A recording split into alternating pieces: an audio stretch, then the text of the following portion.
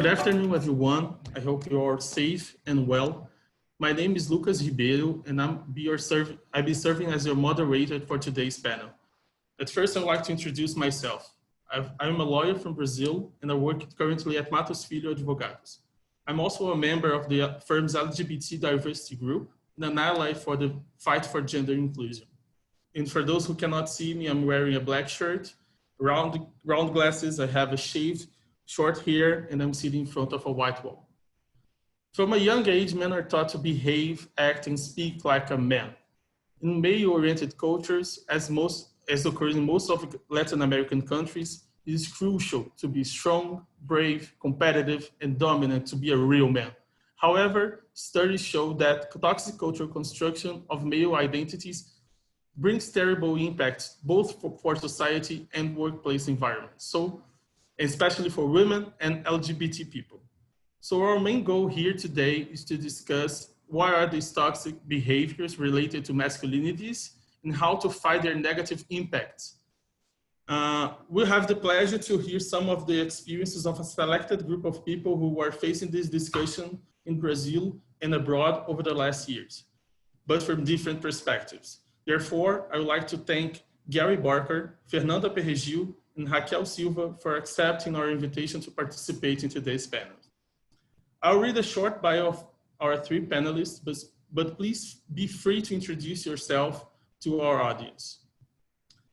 Gary is a CEO and founder of Promundo and a leading global voice in advancing gender equality and positive masculinities around the globe. He holds a PhD in development psychology and won the Voices of Solidarity Award for his work to engage men for gender equality. Fernanda is a Brazilian lawyer and is the vice president of the Brazilian LGBTI Women Association and coordinator of the Commission of Sexual Diversity and Gender in the Brazilian Bar Association. Fernanda was recognized by Chamber and Partners as a Lawyer of the Year in the LGBT Diversity and Inclusion for 2019.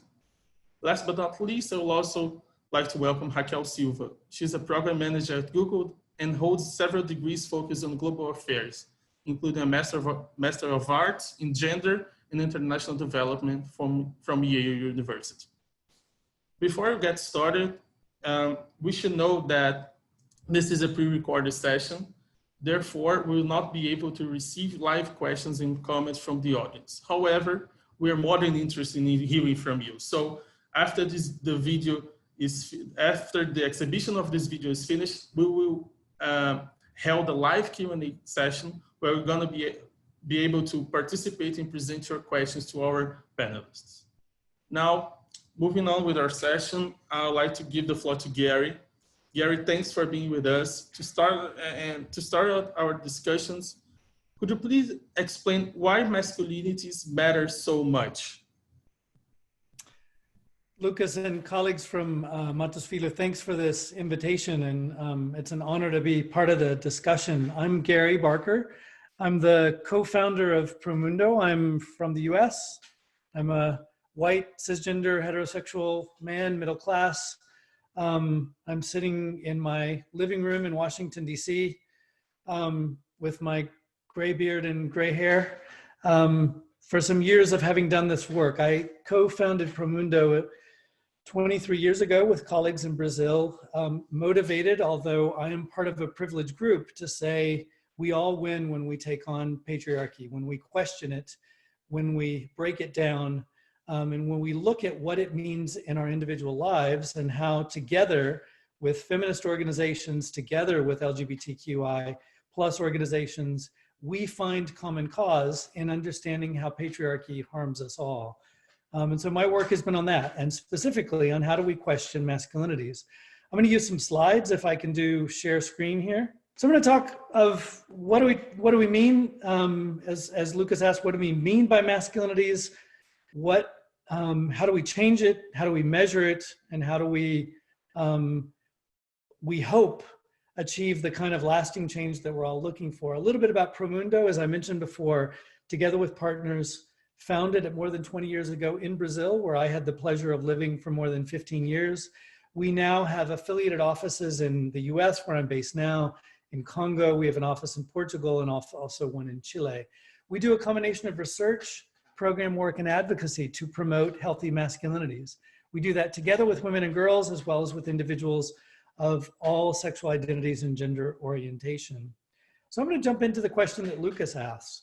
What's up with manhood? What's up with masculinity? How can we measure it? What does it matter? And how can we achieve change with it? 2 years back, or actually now 3 years back, Promundo did a study that we called the man box. Many of you lately have been hearing the expression toxic masculinity. We thought that expression, although quite accurate, turns off a lot of men. It kind of makes you feel like you're talking about somebody else's manhood, or you make men feel bad. We want to talk about, we've called it the man box, as have some others, to give a sense of how it restricts men and how it causes harm for all of us.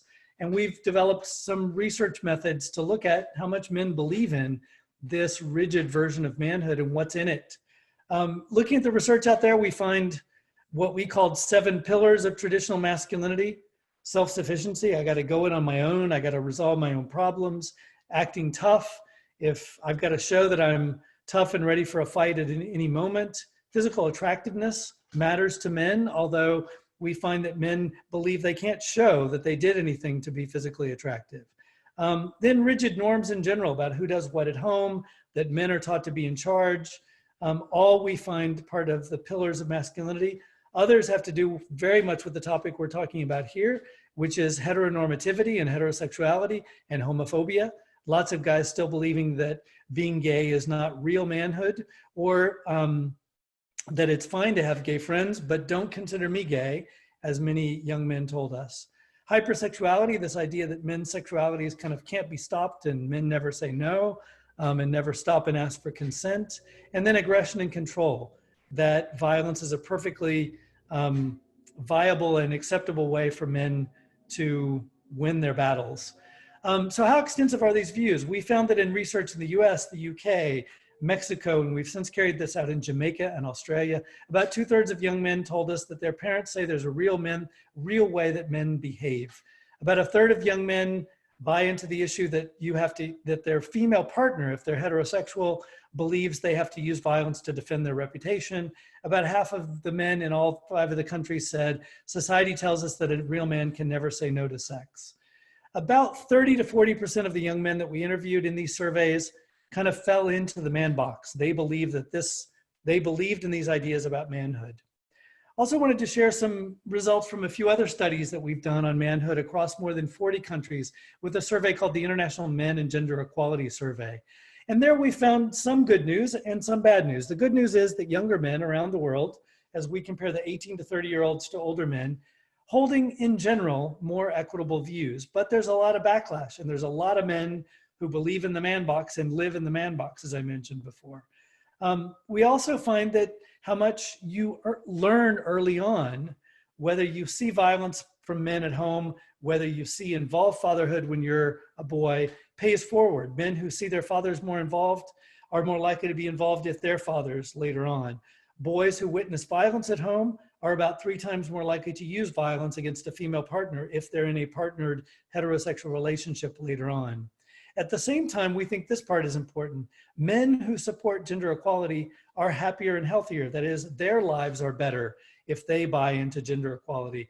I'm summing that up really quickly, but just to give you a sense of some of the findings that we found over 10 years of household survey research in very diverse settings, from Europe to Latin America to parts of North America to Sub-Saharan Africa, just a few of the big headlines.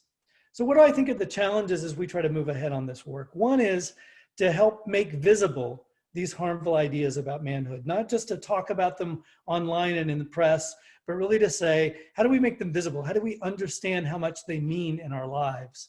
One of the ways we've done this is with the Man Box study that I mentioned before. Men who believe in these harmful views about manhood are harmful to themselves and to others. They're more likely to have thought about suicide, to have drunk too much, to have been involved in traffic accidents, to be depressed, to use bullying or to have been bullied, to sexually harass or to use violence against women or girls. They cause harm to others. They're more likely to cause harm to others and harm to themselves. At the same time, and here's a challenge, men who are in the man box, that is, they hold these views, are also more likely to say they're happy. So at the same time, they've got more likely to show depressive symptoms. They're also more likely to say they're happy. And they get rewards from female partners, from their household, from friends, from male peers who say, you're cool, you're the man. So just to give you a sense of the challenge that we have there. Another way that we've tried to call attention to the issue is to say, this is so clearly associated with negative health outcomes that we can measure this in terms of health economics of what the man box costs us. We did an analysis just of the data for young men ages 18 to 30 and those 6 negative outcomes. We can attribute in lost life, health costs, and lost work, $16 billion a year to some degree of those harmful norms related to masculinity. To give you a parameter for that, the US spends about $16 billion per year on the Centers for Disease Control pre-COVID. That is, the health prevention work funded by the federal government in the US amounts to about $16 billion a year. And we can attribute that much in cost that we pay in the US to the man box. Another issue that we've got to work on is that we're finding a lot of fatigue among young and adult men that, hey, we've been talking about gender, we've been talking about LGBT rights for so long, we're done with it, aren't we? We have to still call attention and engage men in conversations that say, no, we're not done. Whether it's the gaps in terms of who does care work, whether it's the 20% lower pay that women receive, whether it's discrimination against LGBTI individuals in the workplace and violence against them, whether it's men's violence against women or harassment, we can't just keep a conversation that says a few men are being allies on this or somehow that we have achieved gender equality. The third issue, and I think we've got to be very concerned about, is there is a strong backlash to this work. Men's rights backlash is real and it's not going away soon. Jordan Peterson, who you may know, does a lot of kind of dressing up angry men discussion in his videos online. He's got 2.4 million followers. This movement of men going their own way who think that feminism has gone too far, they've got a few 100,000 followers. There is a space online that is gaining traction in many cases that also is armed in homophobia and transphobia that's part of a men's rights platform. And I think we've got to talk about what we do. In the UK and a few other countries, there's studies recently carried out that find a lot of young men think that feminism has gone too far. We've clearly got work to do to say, no, in fact, it hasn't gone far enough. The full platform of rights that we need for all individuals to achieve equality for all individuals of all sexual orientation and gender identity and for women and men is not done. And that it's not against men, in fact, that men's lives get better. Challenge 4, we think, is to go younger. A lot of our conversations have been with adult men on promoting healthy masculinity. We know we need to go earlier. Homophobia, bullying, violence that drives later violence is witnessed at early ages. We need to start early. We know when we talk to younger boys that they say that homophobia is used to police them, whether they act like what the world expects of them as real men. That expression, "that's so gay," is used by boys and against boys to police their behaviors. We're launching, together with the Caring Foundation and Plan International, a global initiative on promoting healthy boyhood starting at the age of 4. And we also did a study together with the Gina Davis Institute on that's part of this initiative, looking at what boys are watching on television during COVID. We looked at the 25 most watched shows by boys and found that while they're seeing women in positions of empowerment, they're seeing very unhealthy masculinity. And of those 25 most watched shows, not a single one of them had a main character who was LGBTI or showed other than heterosexual identity. We've got a lot to do to present to our sons alternatives, diversity in the shows they're watching more of, particularly during COVID. We need to talk about men's health and get men to talk about our own well-being and care. And in so doing, not pit that against women's health, but to look at really what we need to do to care for our own bodies as men and to get health sectors to pay more attention to men's health, and particularly the needs of migrant, ethnic minority, and men of other sexual orientation and gender identities. And I want to end with a point that I am ultimately, although we've got huge challenges before us, I am quite optimistic of how we can engage boys in discussions about this. Boys and their parents want to talk about healthy boyhood and healthy manhood. That includes honest and open discussions about sexual diversity and gender identity. We did, as part of this, the new Global Boyhood Initiative that we're starting, we did some interviews with boys early this year, just before COVID lockdown started, and asked boys ages 8 to 15, what does it mean to be a man? And what they came up with was all antithetical to those things that we said in the man box. They said real men are kind and helpful and nice and respectful and responsible and caring and trustworthy. They make good decisions. They're courteous. They're peaceful, brave, friendly, and understanding. Those values are in the hearts of our sons. And I do believe that it's the world that distorts what they become and what they do. We've got a tremendous chance to start this work earlier. I think there's tremendous opportunities for the corporate sector to be part of this work, and for all of us, parents, teachers, coaches, media makers, and the rest. So I end this with that feeling of optimism. We've got boys looking to us for instructions. Are we willing to give them in brave, honest, helpful, positive ways? Thank you. Well, thank you, Gary.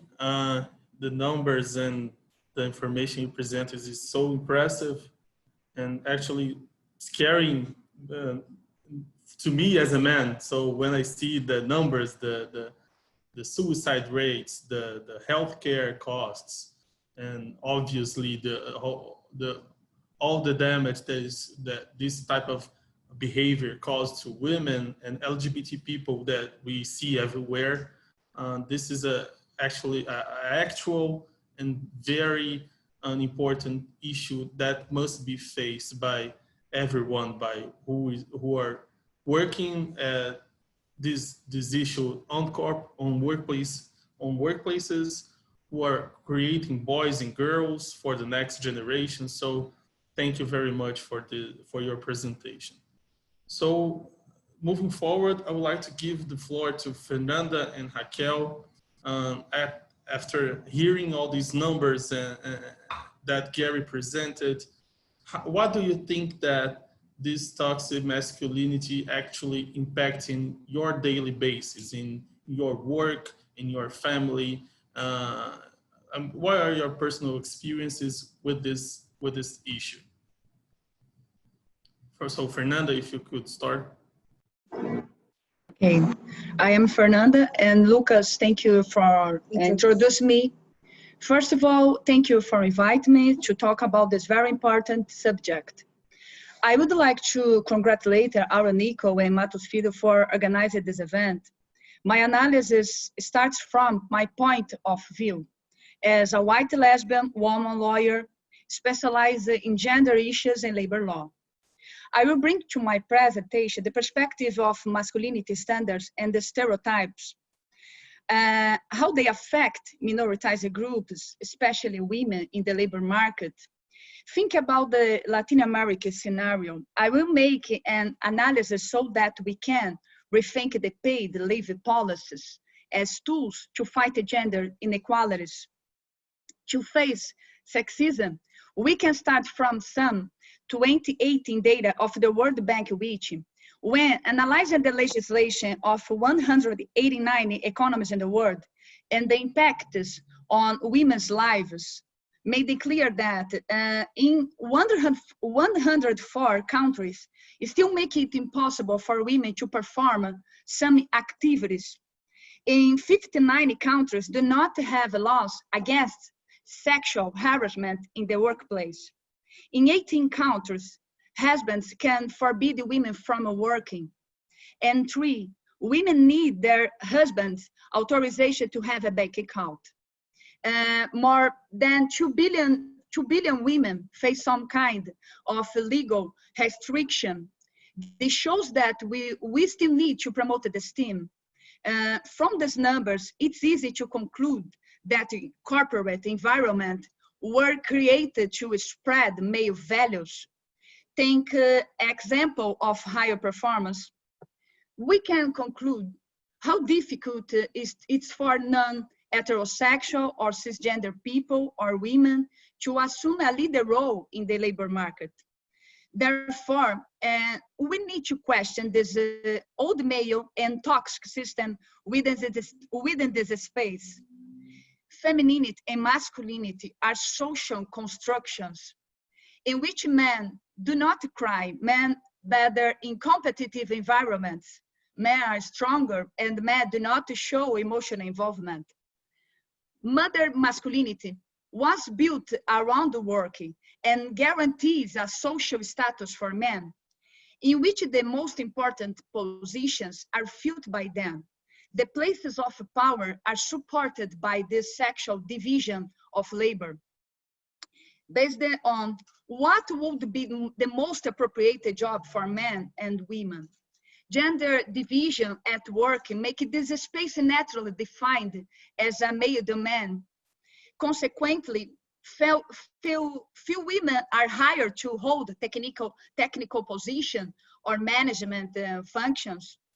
On the other hand, it's important to deconstruct the system standards attributed to the female gender that ends up creating a stereotype that women are fragile, are not able to perform activities related to the production process, keep women in functions of organization and care. The many waves of the feminist movement, and in particular, Black feminism, create a concept of intersection between race, gender, and class. This intersection starts from oppression system existing in your society, which makes a group inferior than other groups.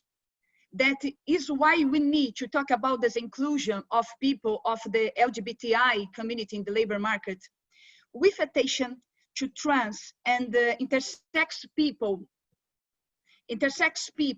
which is necessary to promote equality in all spheres. Thus, while white men may speak of a career, in other social groups, we are still talking about a lack of employability and access. Speaking of white women, there is a so-called glass ceiling, meaning the discrimination due to gender in the labor market. For Black women, you can say that there's a titanium ceiling because these walls are much higher. In Brazil, the majority of the transaction and transvestite or trans women population are sex workers, as they are kicked out of home during early age and are not able to complete basic school according to ANTRA data. Lesbian women, on the other hand, face difficulty to access and to remain in the labor market due to their sexual orientation. These social cuts make it clear the overlap of oppressions in these realities. On gender violence, United Nations Women report found that outside the war zone, Latin America is the most lethal region in the world for women. In Latin America, 90 women are victims of feminicide every day. In Brazil, three women are killed every day. Also, Brazil is still the country that kills the most trans women in the world, according to ANTRA data. Another important point, the report of the World Economic Forum published last year indicated that at this rate, it will take 99 years to achieve gender equality, based on income, political participation, health, education, and economic opportunities. The pandemic has worsened the scenario. Many studies have shown that the effects of COVID-19 affect people differently according to gender, class, and race. The latest report by the United Nations Development Program Gender Team on the effects of COVID-19 indicates that this crisis has put the fight for gender equality at risk, especially with regard to health and finance. Women are also the majority in sectors strongly affected by the social isolation of the pandemic, such as food service and retail. When dealing with tools for gender equality, we need to talk about maternity and paternity leave policies in Latin America. Think about the need to balance the period of leave between father and mother, correcting discriminatory practice. the discussion of paid leave policy has been taking place in Europe since the 60s. In Latin America, the theme began to gain space only in the second decade of the 2000s.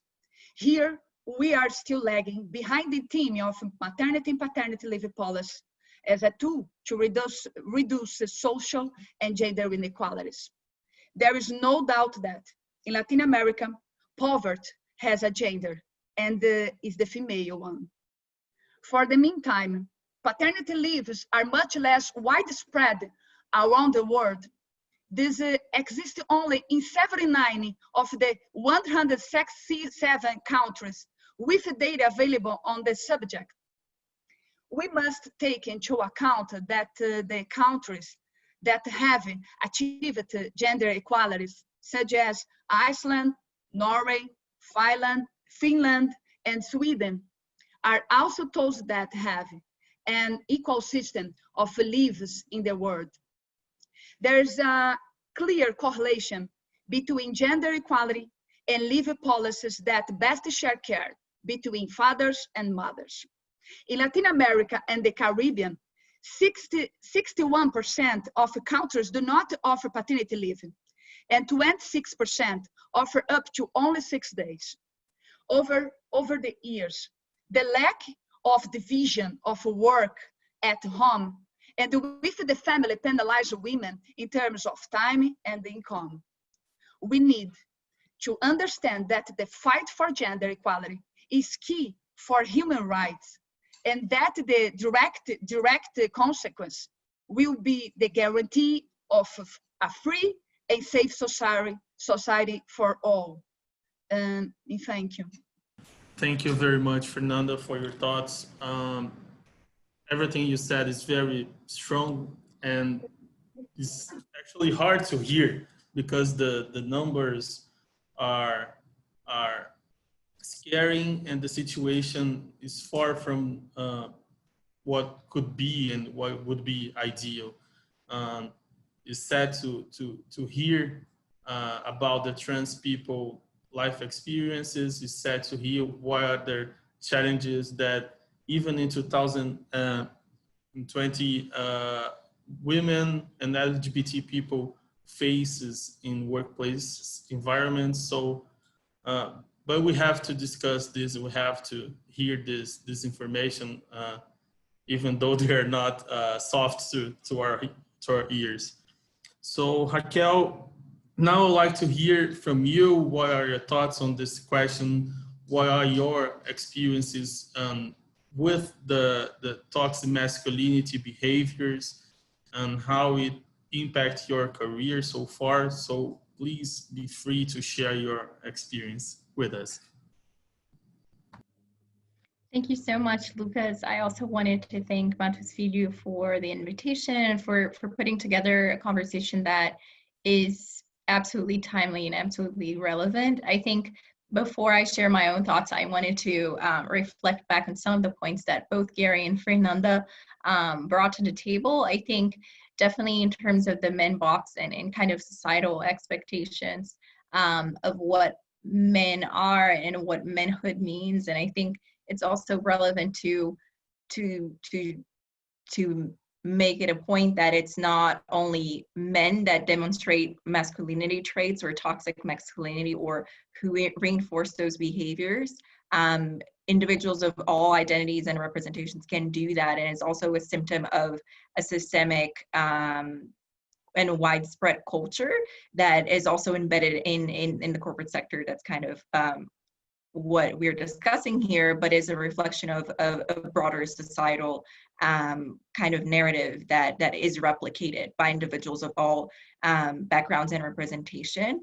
And I think that also ties very well with what Fernanda said about intersectionality, because if we're talking about individuals who are either replicating those behaviors or who are affected by those behaviors, when we think about race, when we think about age, when you think about socioeconomic background or all other layers that composes humans and their experiences and how they navigate the world, we begin to see how that can be much more detrimental, and Fernanda really well pointed out the fact that trans people are also very much affected in terms of the spectrum of violence that can end up in death, but also in other environments and just not having access or belonging.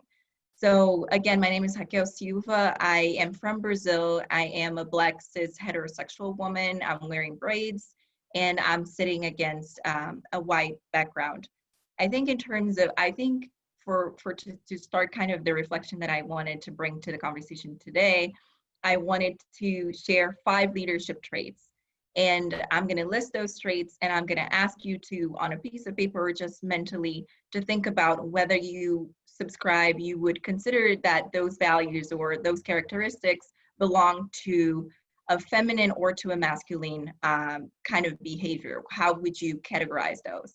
So the first one is empathy. The second one is humility. The third one is persuasiveness. The fourth, entrepreneurial spirit. And the fifth is resilience. So if you had to say that an individual who identifies as a male or female, which traits would they have of those? Again, empathy, humility, persuasiveness, entrepreneurial spirit, and resilience. And again, there's no right or wrong answer here, because those are just traits that humans and professionals and leaders have. But I think even taking the time to think about those things, I am personally very much into empathy and humility. Those are core values of mine. So me, as someone who navigates the world as a female, I would personally, first thought in my head would be that me as a female, I tend to fall back on my natural, which is empathy. But then because I'm part of this bigger group of women, every time I connect with women professionally, personally, I will look for similar traits of empathy and humility. And if I don't find those traits, I might also think that these women do not necessarily connect with me on a certain level, or that there's something about their femininity that's kind of off. And I think that also goes to other examples that I use in terms of entrepreneurial and resilient and persuasive and being able to sell yourself and be confident. But then if we, again, think of those as stereotypically subscribed to men or to masculinity, you're also seeing symptoms of how we were trained, and back to Gary's point of how those narratives are very much embedded in a young age. I think in terms of behaviors that I have seen and that have kind of influenced my own personal experience, I can speak from about an experience that I had when I was 19. I was invited to go to the World Economic Forum in Davos, and I was presenting on a project engaging youth in Brazil against domestic violence. And again, professionally and academically, this has been kind of my life. I've been always a youth and gender advocate. So I'm there, and I'm preparing to have this pitch session that would help me fund my project, and it was kind of like the highlight of the reason why I was there. And I had a moderator who was kind of playing the role that Lucas is playing here, kind of helping the panelists get their points across, helping foster the conversation. And then this particular individual happened to be a cisgender heterosexual woman, a white woman, and much older than me, much more experienced than me. And I find myself having a conversation with this individual, and basically she tore my project apart, and she said that nobody would fund my project the way I was presenting it. And again, this is an individual that to a certain extent I could connect with based on my gender, but the behavior she was presenting and the way she interacted with me felt very much like she was explaining things that were obvious to me. She was taking dominance over my space. She was not letting me express myself. She was not centering my experience and the opportunity that I had to be in that space. So there were many behaviors there that I would consider negative, or that I would consider a kind of again, to use a term of toxic masculinity, that were expressed and were put forward by an individual that not necessarily identified as a male. So in that sense, again, back to my point of intersectionality, I have been in spaces, and just to close up the loop, I was able to deliver the presentation, and it was great, and the project came to fruition, and I kind of got over that. But I also got over that after having been emotionally disrupted to the point that I had to leave the room, and then I questioned whether or not I would be able to put the presentation together of a project that I had been developing for several years. But to kind of continue the conversation, I think what was interesting to me there was that I have navigated the world in this body. So for the most of my life, I have been the youngest person in the room. I have been in board meetings where I was the only Black person in the room. I have always been sometimes, you know, notice how people would change based on the interactions I had with them over email or over the phone. And then when I show up, this is what they get. And then the way they react and how they're willing to partner changes drastically. And I think one thing that I also wanted to bring to the conversation is this concept that multiple scholars and institutions have talked about, which is this masculinity contest culture. The Harvard Business Review had an article about it as well. And it's just basically back to Gary's point of just showing up tough and doing all these things, but using the corporate space as this arena in which people can kind of like demonstrate how strong they are, or how they have this winner take all mentality, that there's no sense of collaboration, that competition is what drives things. And if you're going to win, you have to kind of do or die. And it's interesting because there's no sense of showing emotional weakness or no sense of showing vulnerability. And on the flip side of that, so much research shows that being in a corporate space or any workspace in which you feel embraced, in which you belong, in which you have psychological safety, is very important for your productivity. It's important for your engagement. It's important for so many reasons, I think on an individual level, but also on the organizational level. And also as we continue to talk about diversity more openly and kind of like on a broad spectrum of what that means, if we think about vulnerability and people kind of meeting each other in places that they might not be comfortable because it's not one layer of identity that they have, or it's not an experience that they particularly can speak about, but just being able to meet each other on that common ground of like, maybe I don't understand your experience, but I'm here to learn, and having that growth mindset and putting yourself out there. So I think one tangible example of that is a couple. I think mansplaining or talking over people during meetings or any other sort of microaggression in which, sure, you can go to HR and you can report that person, but I think a very tangible example of how that could be kind of solved for it and just kind of how allyship comes to life is actually having people in that meeting speak up, call people out, call people in and say, well, actually, I wanted X person to demonstrate, you know, their point, or I wanted Y person to say something because they've been quiet, or I really think we had a lot of male representation in this meeting. Why is that we don't have female or other identities represented? I think we should have focus groups.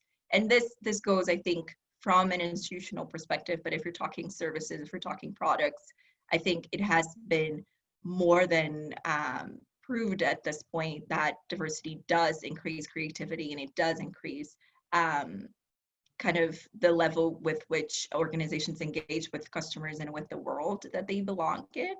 So I think those were the thoughts that I wanted to share, but I think mostly, again, circling back to kind of not ascribing leadership or accomplishments, especially in the corporate sector, which tends to be a ladder, not ascribing particular traits to a particular gender, but just ascribing them as professional goals or excellence or something that's part of the organization and its core and its values, regardless of the the layers that make up the individuals who have those and behave in those particular ways.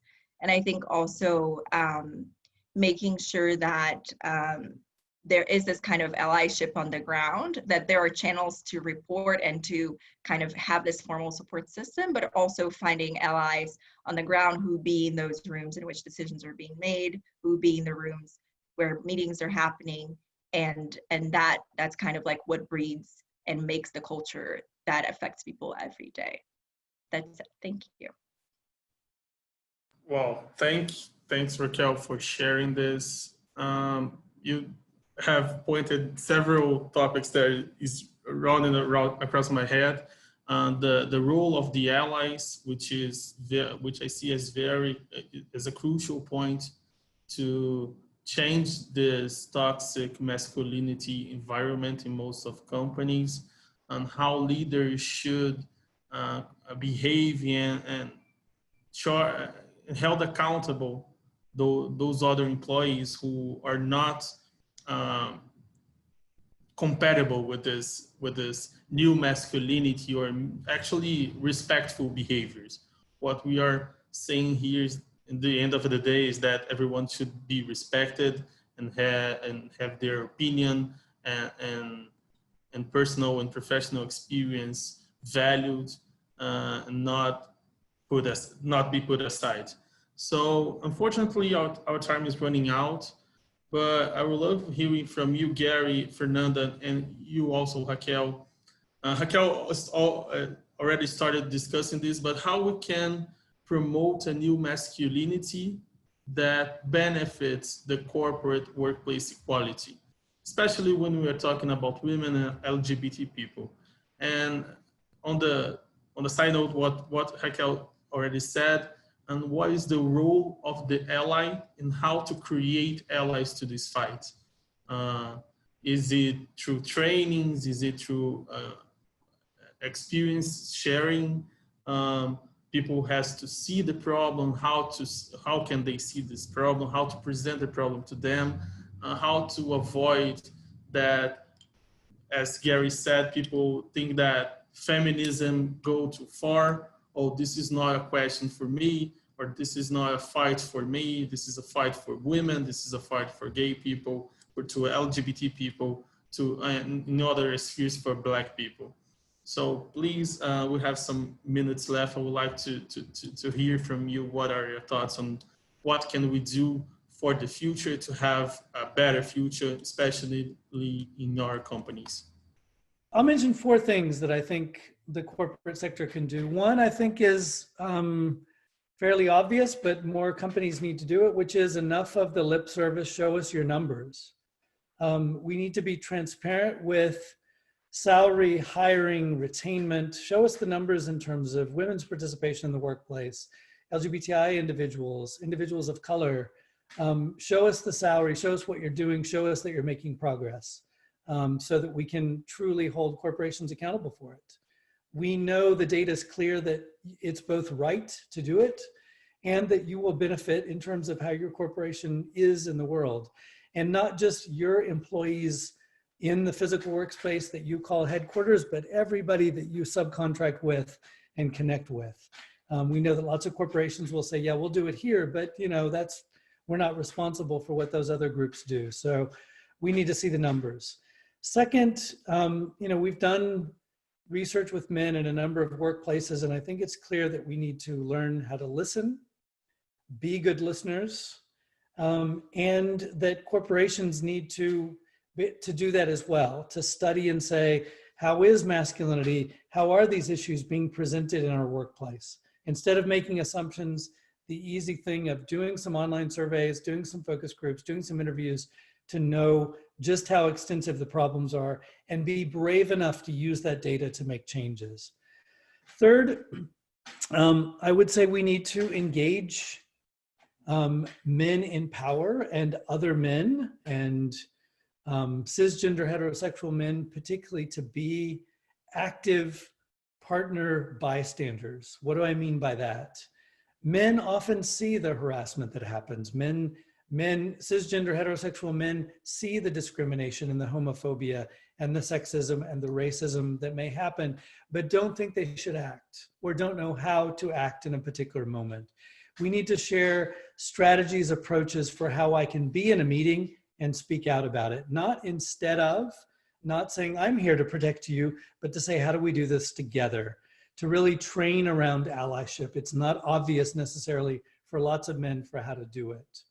And fourth, and this is a point that Fernanda made very, very clearly, around care work. We know that one of the issues that certainly keeps women back in the workplace is the additional care burden they have. Women do 3.3 times the amount of daily care work. In most of Latin America, women are doing twice as much as men are. We need parental leave policies, support before and after. We need the kind of campaigns within workplaces that change the culture of a workplace to support women and men and individuals who all have caregiving duties, not just in the context of a heterosexual biological child, but in the case of adoption, elderly parents who need care, partners who need care. We need to provide adequate care support that goes beyond simply parental leave. Those, I think, and then I'd add a fifth if I have time for that, which is, I think, corporations that put their brand next to the cause. Ben & Jerry's I would put up there, Gillette with its ads in this last year, Unilever's Dove Men Plus Care brand, groups that have basically put not only in what they do as a corporation, but also putting it in how they talk to customers, how they talk to the outside world. I think there's some clear and important examples of how to put your corporate marketing power behind the cause as well. Thanks. So thank you. And Fernanda, same question, but if I could ask you to focus on one aspect, how the people who are suffering this type of problems inside the company can react? What are their legal possibilities as you are as a lawyer? What they can do from the inside in trying to change the mentality and the work frame, but even outside, if this happens to become some kind of violence or discrimination, and how they can react to this toxic masculinity. Legal support due to discrimination in the workplace related to gender, sexual orientation, and the race discrimination, for example. They can seek protection from the court specialized in labor relations. In Brazil, we have the labor courts and the specific law that seek to protect employees from discriminatory situations. According to law 90/2090, the employee can sue the employer in court seeking compensation for moral damages. They can also file a complaint with the public labor ministry. In the criminal aspect, in 2019, Brazil criminalized homotransphobia, and the racism has been a crime since 1989. The world is undergoing many changes, which have led to questions about the sexist organizational systems. A network formed only by men, inclusion of different gender and sexual orientation, and the deconstruction of a toxic masculinity in the workplace. Companies have a very important role in the fight against discrimination. As a lawyer, I also think it's important that in a preventive manner, companies carry out internal training with their employees and seek to implement affirmative inclusion and diversity policies without forgetting the importance of adapting and correcting their internal communication to avoid any discriminatory language. In addition, it's important that companies implement safe communication channels so that employees can even report a situation of discrimination in the workplace. The challenge is huge, but as seen, history and the advances of gender equality in all areas have been marked. From the beginning, by the conquest of rights, emancipatory struggles, and the search for equality, which is a sign of hope and encourage us to keep fighting. Thank you very much. And again, last but not least, please don't hate me, Raquel. But the same question, but if I can ask you to focus on one aspect, what should be the mentality of the leader, the person who is sitting on the corner table and the corner chair in the table and has to, at the end of the day, take the decision of I will put money on diversity and inclusion programs or not, because this is not what my company needs.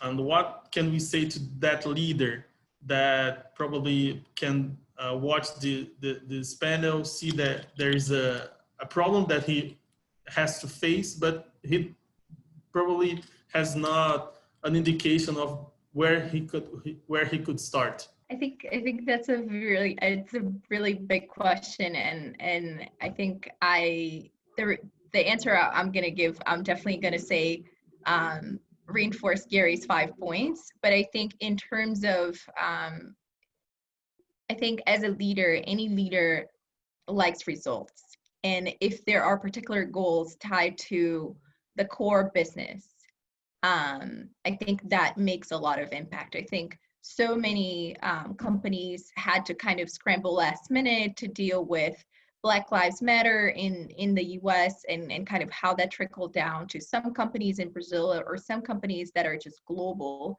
because they didn't have anything in place.